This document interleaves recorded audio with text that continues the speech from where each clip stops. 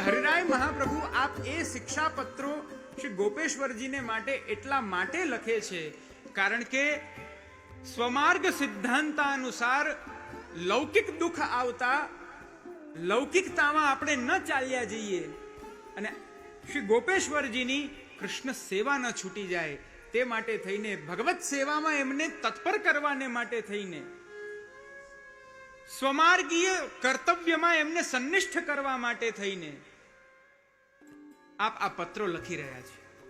શરણાગત જીવ જો દૈન્યનો એક ક્ષણમાં વિસ્મરણ કરે તો એ એક જ ક્ષણમાં આનંદ કંદ નિધિ એ ક્રુદ્ધ થઈ જાય, એ જીવથી અપ્રસન્ન થઈ જાય.